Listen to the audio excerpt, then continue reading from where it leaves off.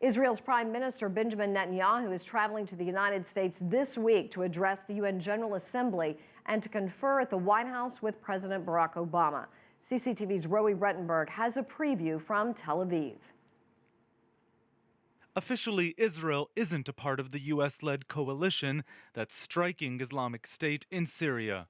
Unofficially, Israel and its interests may be at play, or so its prime minister recently hinted at a terrorism conference in Tel Aviv.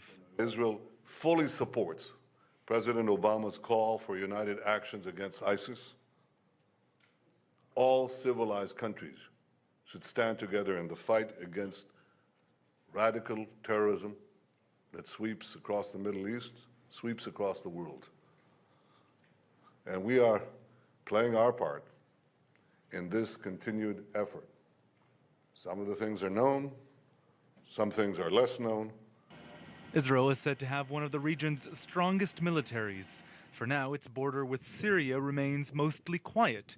Some say it's best to keep it that way. I think that Israel is doing wisely by not being in front or directly involved in any activities. It is bad for this coalition. It is better for Israel to covertly help it from the outside. And this is what Netanyahu has referred to and has explained. And it's important for his people to know.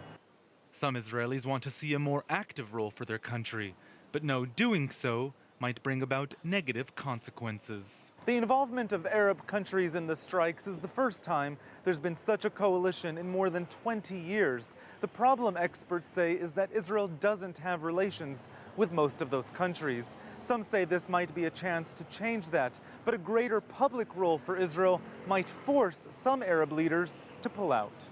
Which is why this cyber terrorism expert argues Israel may be better placed quietly behind a desk. I don't see a strong incentive for Israel to publicize its activities. For Israel to say, hey, we can see that, we can see that, we can suspect what will happen, we know what's current structure of specific organization, what are the current threats, and etc., because that brings more knowledge to the other party. And for this reason, you usually see that intelligence around the world tend to keep their actions silent and covert. For now, he says, Israel's role in the campaign against Islamic State will likely stay that way. Roee Ruttenberg, CCTV, Tel Aviv.